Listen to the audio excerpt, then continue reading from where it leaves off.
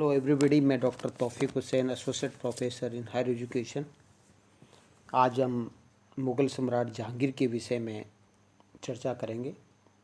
नूरुद्दीन मोहम्मद जहांगीर, जिसने 1605 से 1627 के बीच में 27 के बीच में मुग़ल साम्राज्य की बागडोर संभाली। जैसा कि आप जानते हैं कि अकबर को शेख सलीम चिश्ती के आशीर्वाद से सलीम, दानियाल और मुराद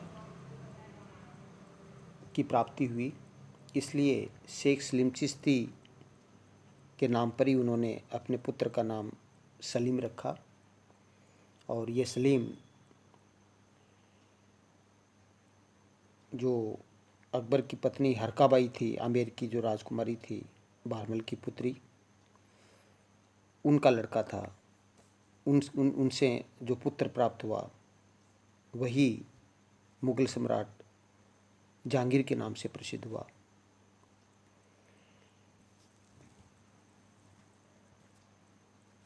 अकबर ने जहांगीर को 1577 में 10 हज़ारी और 1585 में 12 हज़ारी की उपाधि दी और इसकी शिक्षा दीक्षा की व्यवस्था अब्दुल रहीम खाने खाना के नेतृत्व में किया।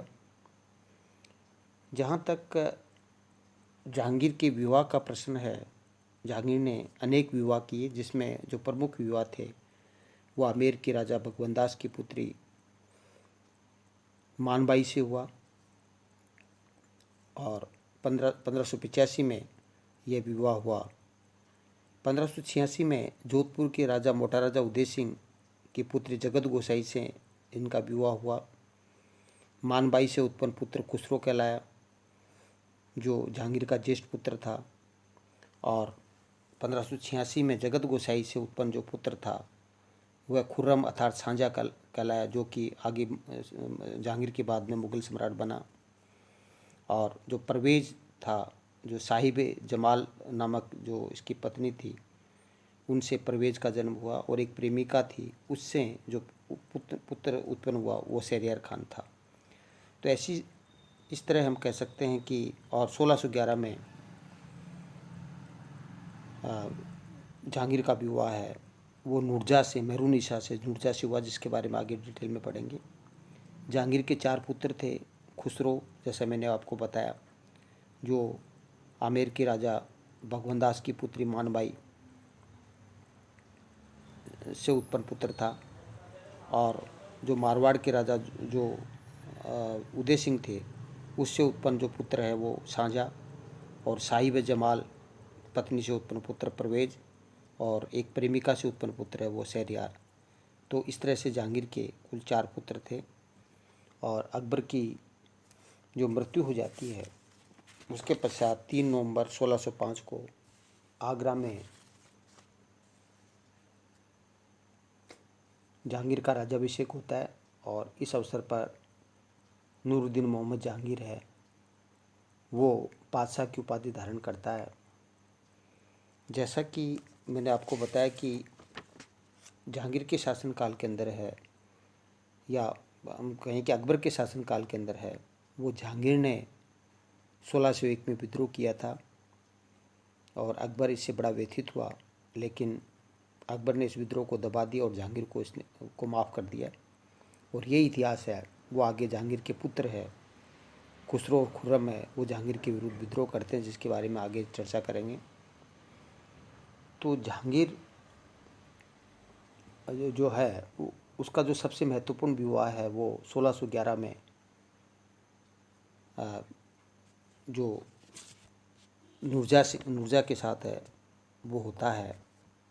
और जैसा कि आप जानते हैं कि नूरजहाँ के जो पिता है, नूरजहाँ के पिता जो गयास बेग थे, उसकी माँ अस्मत बेग थी और भाई आसफ खां था। ये अकबर के शासनकाल के अंदर ईरान से है, वो आकर के है वो काबुल में बस जाते हैं और अकबर इनको महत्वपूर्ण एक मनसबदार है वो बना देता है, क्योंकि ये योग्य थे।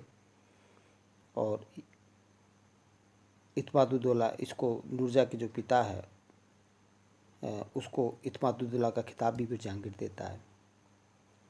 तो नूरजहाँ का जो पहला विवाह है, क्योंकि मुग़ल दरबार के अंदर इसके पिता गयास बेग एक दीवान के पद पे थे और नूरजहाँ बहुत खूबसूरत थी, और ऐसी स्थिति में वो जहांगीर उसको चाहने लग जाता है और अकबर को ये पसंद नहीं था। तो ऐसी स्थिति में अकबर है वो नूरजहाँ का विवाह है वो 1494 में शेर अफ़गान से है वो करवा देता है, जिसको अली कुली बेग भी कहा जाता है, और उसको बंगाल का सूबेदार है वो बना देता है। तो इस तरह से नूरजहाँ है वो बंगाल चली जाती है शेर अफ़गान के पास। जैसा कि मैंने बताया कि नूरजहाँ की माँ का नाम अस्मत बेगम था, जो एक बुद्धिमान महिला थी, और इसने गुलाब से इत्र निकालने की जो विधि है उसका आविष्कार किया। नूरजहाँ के भाई का, जैसे मैंने आपको बताया कि नूरजहाँ का भाई है और गयास बेग है और माँ अस्मत बेग है, ये सभी है वो, और नूरजहाँ है, ये सभी है कंधार से हैं। वो भारत आए थे और बाद में किसी ने इनको अकबर से मिलाया था और अकबर ने फिर अपने दरबार में महत्वपूर्ण पदों पर नियुक्त कर दिया था। तो अकबर ने इनको जो आसफ खां हैं उनको भी मनसबदार बना दिया था। और जैसे मैंने बताया कि नूरजहाँ का जो विवाह है वो शेर अफ़गान से अकबर करवा देता है, और नूरजहाँ शेर अफ़गान को बंगाल के दायित्व सौंप दिया जाता है अकबर के द्वारा, और शेर अफ़गान है वो नूरजहाँ को लेकर के वो बंगाल चला जाता है। लेकिन फिर शेर अफ़गान की हत्या करवा दी जाती है, और नूरजहाँ की एक पुत्री होती है शेर अफ़गान से, जिसका नाम लाडली बेगम था। तो लाडली बेगम और नूरजहाँ उन दोनों को आगरा बुलाया जाता है, और जहांगीर है वो नूरजहाँ को अपनी जो माँ थी, जो अकबर की दूसरी पत्नी थी सलीमा बेगम, उसकी सेविका वो नियुक्त कर देता है। और फिर 1611 के अंदर है वो जहांगीर है वो नूरजहाँ से भी विवाह कर लेता है। तो देखिएगा, नूरजहाँ का मुग़ल राजनीति में बहुत प्रभाव था। डॉक्टर बेनी प्रसाद ये कहते हैं कि 1611 से लेकर के 1622 तक मुग़ल राजनीति में 5 लोगों का प्रभाव रहा, जिसको नूरजहाँ जुनता कहा जाता है। तो 1611 से 1622 तक मुग़ल साम्राज्य की वास्तविक बागडोर है वो 5 सदस्यों के पास रही, जिसमें नूरजहाँ स्वयं थी, नूरजहाँ के जो पिता गयास बेग, जिसको इत्माद-उद-दौला कहा जाता है, बाद में इत्माद-उद-दौला का मकबरा जिसमें पेट्रोडोरा शैली का प्रयोग किया गया आगरा के अंदर, इसके बारे में हम पढ़ेंगे मुग़ल स्थापत्य कला में। और नूरजहाँ का भाई आसफ खां, और जो खुर्रम है शाहजहाँ, और नूरजहाँ की माँ अस्मत बेग, इन 5 व्यक्तियों के हाथ में है वो मुग़ल साम्राज्य की बागडोर है वो 1611 से 1622 तक रही। इसे नूरजहाँ जुनता कहा जाता है। तो नूरजहाँ जुनता आप याद रखें क्या है कि 1611 से 1622 तक मुग़ल साम्राज्य की वास्तविक बागडोर है वो नूरजहाँ और उसके 4 सदस्यों के बीच, कुल 5 सदस्यों के दल के पास रही, तो उसे नूरजहाँ जुनता कहा जाता है। लेकिन 1622 में है वो नूरजहाँ जुनता भंग हो जाता है। 1622 में नूरजहाँ जुनता क्यों भंग हो जाती है? 1622 से 1627 के बीच में जब जहांगीर की मृत्यु हो जाती है, तब तक मुग़ल साम्राज्य की वास्तविक जो बागडोर है वो किसके पास रहती है? नूरजहाँ के पास रहती है, पूर्ण रूप से नूरजहाँ के पास रहती है। पहले दल के पास रहते जिसको नूरजहाँ जुनता कहा जाता है, लेकिन 1622 में जैसे मैंने कहा कि नूरजहाँ जुनता वो भंग हो जाती है, क्योंकि 1622 के अंदर क्या होता है कि नूरजहाँ के जो पिता है इत्माद-उद-दौला, उसकी मृत्यु हो जाती है, और अब नूरजहाँ की महत्वाकांक्षा पर नियंत्रण रखने वाला कोई नहीं था। और 1623 के अंदर है वो खुर्रम का विद्रोह होता है, तो माता पिता का देहांत हो जाता है, नूरजहाँ की माता और पिता दोनों का देहांत हो जाता है, और तो ऐसी स्थिति में नूरजहाँ पर नियंत्रण करने वाला कोई नहीं था। और 1623 में है वो शाहजहाँ है वो विद्रोह करता है, शाहजहाँ का विद्रोह होता है, जिसको खुर्रम का विद्रोह हम कह सकते हैं। तो खुर्रम का विद्रोह है वो क्या है कि देखिएगा, खुर्रम का जो विद्रोह है वो कंधार को लेकर के हुआ, क्योंकि कंधार जो प्रदेश है 1621 के अंदर है वो या 1622 हम कहते हैं कि कंधार मुग़लों के हाथ से निकल जाता है। अकबर ने कंधार पे अधिकार किया था। आप जानते हैं कि अकबर जब मैंने पढ़ाया था तो आपने देखा कि अकबर के साम्राज्य का अंग था कंधार, अफ़गानिस्तान का जो कंधार का प्रदेश है, और कंधार है वो ईरान की सीमा पर पड़ता था, अफ़गानिस्तान ईरान की सीमा पर पड़ता था, और ये बहुत बड़ा ट्रेड सेंटर था और इसका एक सामरिक महत्व भी था। इसलिए ईरान और मुग़ल बादशाह की प्रतिष्ठा का सवाल था ये। तो उस समय कंधार मुग़लों के अधिकार में था, परंतु 1621 में ईरान का जो बादशाह है वो कंधार को जीतकर अपने अधिकार में कर लेता है। और इस समय जो जहांगीर है वो शाहजहाँ को ये कहता है कि आप कंधार के विद्रोह का दमन कंधार पर अधिकार करने के लिए जाएं। इसका जो जो जो ईरानी है और ईरानियों से कंधार को है वो मुक्त करवाएं। लेकिन शाहजहाँ है वो एक तरह से जहांगीर के समक्ष कुछ शर्तें रख देता है कि नहीं, मैं तो कंधार नहीं जाऊंगा, क्योंकि कंधार जाएंगे तो ऐसी स्थिति में मुग़ल दरबार के अंदर है वो उसके खिलाफ गुट बन जाएगा। तो ऐसी स्थिति में जो जो जो जो जो शाहजहाँ वो शर्त ये रख देता है कि उसे दक्षिण जो भारत है उसका कुछ प्रदेश दिया जाए और आपके जो कुछ सेना उसकी आधी सेना दी जाए। तो ये जब शर्त रखता है जहांगीर के समय में, जहांगीर के समक्ष, तो ऐसी स्थिति में है वो जहांगीर उससे नाराज़ हो जाता है। लेकिन जो महावत खां है जो कि जहांगीर का एक महत्वपूर्ण सरदार था, वो महावत खां है वो महावत खां के जो जो जो प्रयास है उसके कारण से क्या है कि इसके विद्रोह का जो दमन कर दिया जाता है, खुर्रम के विद्रोह का दमन कर दिया जाता है। लेकिन जो खुर्रम का, जैसा कि मैंने बताया कि 1623 में कंधार मामले को लेकर के खुर्रम विद्रोह करता है और वो कंधार विद्रोह को दमन करने के लिए नहीं जाता है। तो 1623 से 1626 तक है ये खुर्रम का जो विद्रोह चला। इससे क्या होता है कि हालांकि बाद के अंदर 1626 में महावत खान ने इसका दमन कर दिया, लेकिन इस विद्रोह के कारण से 3 वर्षों तक मुग़ल साम्राज्य में गृह युद्ध से जूझना पड़ा, जिसके कारण मुग़ल साम्राज्य के स्थायित्व पर भी प्रभाव पड़ा।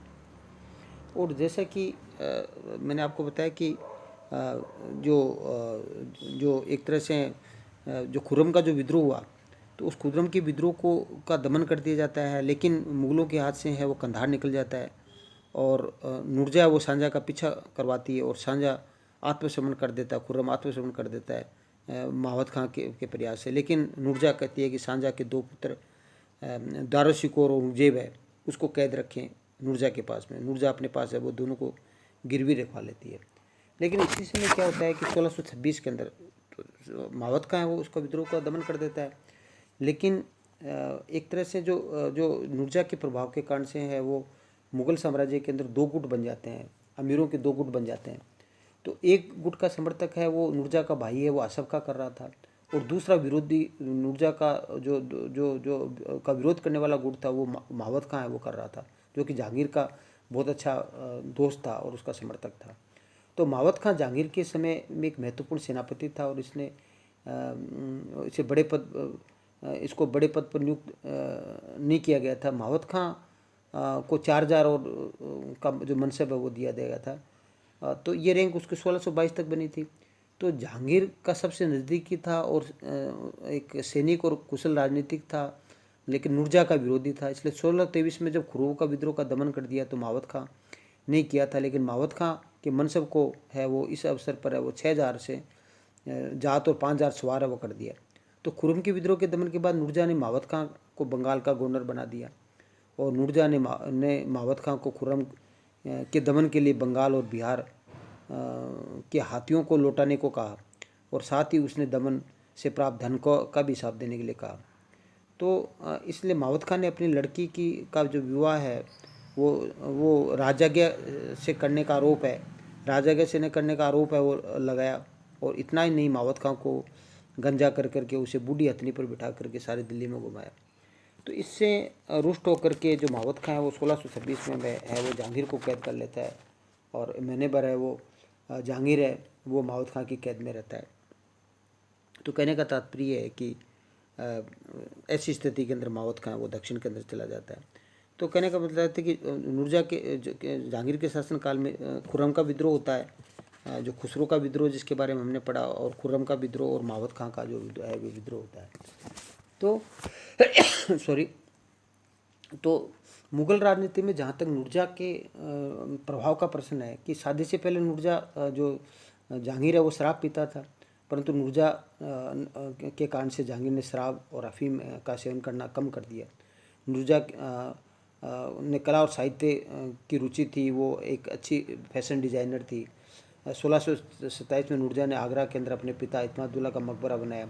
नूरजहाँ नए नए कपड़ों की एक डिज़ाइनर थी, नए नए कपड़े बनाने का शौक़ था। उसकी जो माँ है अस्मत बेगम, उसने गुलाब से इत्र का आविष्कार किया। तो ये नूरजहाँ का मुग़ल दरबार के अंदर है वो पॉजिटिव इम्पैक्ट है, वो हम कह सकते हैं। तो जहाँ तक जो जहांगीर की दक्षिण नीति का प्रश्न है कि जैसे आपने अकबर के समय में देखा कि अकबर की दक्षिण नीति सफल रही, उसने खानदेश के पूरे प्रदेश को और अहमदनगर के आधे राज्यों को जीत लिया। लेकिन अब दक्षिण का आधा प्रदेश है जहांगीर के समय में, और बीजापुर और गोलकुंडा के ये जो 3 राज्य हैं वो दक्षिण में थे। और जहांगीर के समय में जो अहमदनगर का जो वजीर था वो मलिक अंबर था, और सारी सत्ता इसके पास थी। मलिक अंबर ने अहमदनगर में टोडबल बंदोबस्त लागू कर अहमदनगर की स्थिति को मजबूत बनाया था। इससे अपनी सेना में मराठा सैनिकों की भर्ती कर उसे गुरिल्ला पद्धति में प्रशिक्षित किया था। तो जब जो जहांगीर की जो दक्षिण नीति वो असफल रहती है, और इतनी असफल रहती है कि जो अहमदनगर का जो आधा भाग है वो उस पर भी है, वो एक तरह से वो भी उसके हाथ से वो निकल जाता है। तो इस तरह से जहांगीर की जो दक्षिण नीति है वो पूर्ण रूप से है वो असफल है वो रहती है। जहांगीर की शासनकाल की एक महत्वपूर्ण घटना कांगड़ा का विजय है। तो कांगड़ा वर्तमान में हिमाचल प्रदेश में स्थित है, और कांगड़ा के किले को अजमेरू माना जाता था, किंतु जहांगीर के समय में 1620 में खुर्रम के नेतृत्व में इस पर है वो मुग़ल सेनाओं का अधिकार हो गया। और 1606 के अंदर जैसे मैंने आपको बताया था कि जहांगीर का ज्येष्ठ पुत्र है वो खुसरो है, वो विद्रोह कर देता है जहांगीर के शासनकाल में, 606 के अंदर है। लेकिन जहांगीर द्वारा इसके विद्रोह का दमन कर दिया जाता है, और खुसरो को इस विद्रोह जो विद्रोह किया था इसमें जो सिखों की 5वें गुरु अर्जुन देव है उसने सहायता दी थी। तो इसलिए जहांगीर है उस पर अर्जुन देव पर राजद्रोह का आरोप लगा करके उनको वध करवा देता है। जो जहांगीर पर कलंक है कि सिखों के 5वें गुरु अर्जुन देव को जहांगीर इसलिए विद्रोह करवा देता है क्योंकि जहांगीर का जो ज्येष्ठ लड़का जो खुसरो है वो उसके विरुद्ध विद्रोह करता है। तो उसके अंदर उसको शक था कि अर्जुन देव ने जो है सिखों के 5वें गुरु उसने उसको सहायता की है, इसलिए अर्जुन देव की वो एक तरह से हत्या करवा देता है, उसका वध करवा देता है जहांगीर सिखों के 5वें गुरु का। तो कांगड़ा विजय इसकी महत्वपूर्ण विजय थी। तो और दक्षिण है की नीति है, एक तरह से हम कहें कि जहांगीर की दक्षिण नीति है वो पूर्ण रूप से है वो असफल है वो रहती है। तो जहाँ तक जैसे मैंने अभी आपको बताया कि जहाँ तक मुग़ल दरबार में नूरजहाँ का जो प्रभाव है, मुग़ल राजनीति के अंदर नूरजहाँ का प्रभाव है वो एक तरह से 1611 से 22 तक है वो नूरजहाँ के दल के हाथ में सत्ता रही, और 1622 से 1627 के बीच के अंदर है वो मुग़ल साम्राज्य की समस्त बागडोर है वो नूरजहाँ के हाथ में रही। क्योंकि नूरजहाँ के सिक्कों पर मुग़ल साम्राज्य के जो जहांगीर के सिक्के हैं उस पर नूरजहाँ का जो नाम है वो अंकित करवाना वो प्रारंभ कर दिया। और नूरजहाँ झरोखा दर्शन है वो भाग लेने लगी, जो विभिन्न प्रकार के जागीरदारों को, अमीरों को जो मदद माश दी जाती थी उस पर हस्ताक्षर है वो नूरजहाँ के होते थे। सिक्कों पर नूरजहाँ का अंकन होता था, और इसलिए जहांगीर ने अपनी आत्मकथा तुझ के जहांगीरी के अंदर इस बात को स्वीकार किया है कि 1 शेर शराब और आधे शेर कबाब के बदले मैंने हिंदुस्तान का राज्य नूरजहाँ को दे दिया। तो कहने का तात्पर्य कि जहांगीर के शासनकाल के अंदर है वो पूरा का पूरा प्रभाव है वो नूरजहाँ का था। नूरजहाँ ने शासन का संचालन किया, और मुग़ल काल की एक महत्वपूर्ण एक प्रभावशाली है वो शासिका है वो सिद्ध होती है नूरजहाँ। और जब तक जहांगीर का 1627 के अंदर जब जहांगीर की मृत्यु हो जाती है तो ऐसी स्थिति के अंदर क्या है कि जो लाहौर के अंदर है वो जहांगीर का जो मकबरा है वो भी नूरजहाँ है, वही इसका निर्माण कराती है। लेकिन बाद में क्या है कि जब नूरजहाँ की मृत्यु हो जाती है तो ऐसी स्थिति में शाहजहाँ है वही मुग़ल सम्राट है वो बनता है। तो इस तरह से हमने जहांगीर के विषय में चर्चा की, नूरजहाँ जिसमें नूरजहाँ के विषय में नूरजहाँ का मुग़ल दरबार में क्या प्रभाव है और नूरजहाँ जुनता क्या है इसके बारे में आप थोड़ा सा ध्यान रखें। और इसके नूरजहाँ के समय के अंदर नूरजहाँ जुनता क्या है, नूरजहाँ जुनता किस प्रकार से भंग हो जाता है, उस भंग होने के पीछे क्या कारण थे। और एक आप जैसे खुर्रम का जो विद्रोह है, मावत खां का विद्रोह है, खुसरो का विद्रोह है, उसके बारे में आप ध्यान रखें। और दक्षिण की नीति है वो एक तरह से हम देखते हैं कि हम मुगलों की दक्षिण नीति देखेंगे, वो दक्षिण नीति वो पूर्ण रूप से वो असफल वो रहती है। और 7 नवंबर 1727 को, जैसा कि मैंने आपको बताया कि जहांगीर की मृत्यु हो जाती है लाहौर में, और लाहौर के समय सैदरा के अंदर है कि एक बाग में उसका एक मकबरा बनाया गया नूरजहाँ के द्वारा, और 1645 में लाहौर के अंदर है वो नूरजहाँ की भी मृत्यु हो जाती है। तो इस प्रकार मुग़ल राजनीति के अंदर है वो नूरजहाँ जो एक महत्वपूर्ण जो प्रभाव है, वो हम मुग़ल मेवाड़ संधि के बारे में चर्चा करेंगे। नूरजहाँ जहांगीर के शासनकाल में एक महत्वपूर्ण घटना है कि जहांगीर का जो मेवाड़ के साथ संबंध है उसकी हम चर्चा करेंगे। जैसा कि आप जानते हैं कि अकबर के समय के अंदर है वो मेवाड़ एकमात्र ऐसा राजपूत राज्य था जिसने अकबर की अधीनता स्वीकार नहीं की थी। जहांगीर जब गद्दी में बैठा तो ऐसी स्थिति में मेवाड़ से अपनी अधीनता स्वीकार करवाने के उद्देश्य से उसने पहला सैनिक अभियान आसफ खां और जफ़र खां और शाहजादा परवेज़ के नेतृत्व में 1605 के अंदर है मेवाड़ के विरुद्ध भेजा। और इस समय अमर सिंह प्रथम मेवाड़ का महाराणा थे, और इस अकबर ने भी अमर सिंह प्रथम ने अकबर की अधीनता भी स्वीकार नहीं की थी। और इस समय मुग़ल सेना में महाराणा अमर सिंह का जो युद्ध हुआ उसे देवारी का युद्ध के नाम से जाना जाता है, किंतु इस युद्ध में किसी भी पक्ष में कोई निर्णायक विजय नहीं हुई। तो अमर सिंह 1605 के अंदर है वो देवारी का युद्ध है वो मुग़ल सेना के बीच में होता है। इसके बाद जहांगीर द्वारा मेवाड़ के खिलाफ अब्दुल्ला खां, मावत खां और मिर्ज़ा अजीज़ कोका के नेतृत्व में जो सैनिक अभियान मेवाड़ के खिलाफ भेजा वह भी सफल नहीं हुई। फलस्वरूप अंत में जहांगीर ने 1615 में शाहजादा खुर्रम के नेतृत्व में एक मुग़ल सेना मेवाड़ पर आक्रमण करने की भेजी, जिसके सामने अंत में महाराणा अमर सिंह प्रथम को है वो एक प्रकार से है संधि करने के लिए बाध्य होना पड़ा। और 1615 में महाराणा अमर सिंह प्रथम और शाहजादा खुर्रम के बीच के अंदर है एक संधि होती है जिसे मुग़ल मेवाड़ संधि के नाम से जाना जाता है। तो इस मुग़ल मेवाड़ संधि उसकी प्रावधान थे कि महाराणा अमर सिंह द्वारा मुग़ल अधीनता स्वीकार कर ली गई, किंतु महाराणा अमर सिंह को व्यक्तिगत रूप से मुग़ल दरबार में उपस्थित होने के लिए छूट दे दी गई। और यही क्या है कि महाराणा प्रताप है उसकी भी ये शर्त थी। अकबर ने जो महाराणा प्रताप को कहा कि भाई आप, मैं अधीनता तो स्वीकार कर सकता हूँ लेकिन मुग़ल दरबार के अंदर मेरा लड़का या कोई आपके दरबार में नहीं आएगा, तो महाराणा प्रताप ने इस बात को स्वीकार नहीं किया। अमर सिंह इस बात के लिए तैयार रहा कि मुग़ल दरबार के अंदर वो व्यक्तिगत रूप से उपस्थित नहीं होगा, और लेकिन उसकी जगह अपने पुत्र कर्ण को वो मुग़ल दरबार में भेजेगा। तो पहली शर्त तो ये थी कि मुग़ल अधीनता स्वीकार कर ली और व्यक्तिगत रूप से वो मुग़ल दरबार के अंदर अमर सिंह उपस्थित नहीं होगा। और ये जहांगीर की महत्वपूर्ण उपलब्धि थी, और अपने पुत्र कर्ण को वो मुग़ल दरबार में भेजेगा। चित्तौड़गढ़ के किले सहित मेवाड़ का सारा भूभाग महाराणा को लौटा दिया, वापस अमर सिंह को दे दिया, जो अकबर के समय में मेवाड़ से छीने थे। महाराणा और चित्तौड़ के किले की सुरक्षा की दृष्टि से कोई नया निर्माण कार्य नहीं कराएगा, ये शर्त रख दी कि महाराणा को नहीं करेगा। और महाराणा द्वारा अपनी किसी भी लड़की का विवाह मुग़ल राज परिवार में नहीं किया जाएगा, ये भी महत्वपूर्ण था। तो इस संधि का महत्व क्या है कि 1605 में मुग़ल जो मेवाड़ संधि हुई, जिसके अंतर्गत मेवाड़, जिसने अकबर के समय में एकमात्र रियासत थी जिसने अकबर की अधीनता स्वीकार नहीं की थी, अब जहांगीर के समय में है एक महत्वपूर्ण उपलब्धि ये रही कि मेवाड़ है वो मुग़लों की अधीनता स्वीकार कर लेता, अमर सिंह है। तो इसमें 1615 में मेवाड़ द्वारा मुग़लों की अधीनता स्वीकार कर ली, एक महत्वपूर्ण कार्य था। तो इस प्रकार 1600 जहांगीर के समय के अंदर एक महत्वपूर्ण उपलब्धि थी, मुग़ल मेवाड़ संधि थी, जो 1615 में हुई, और जिसके अंतर्गत मेवाड़ का शासक अमर सिंह प्रथम है वो मुग़ल अधीनता है वो स्वीकार कर लेता है। तो थैंक यू। जय हिंद, जय भारत।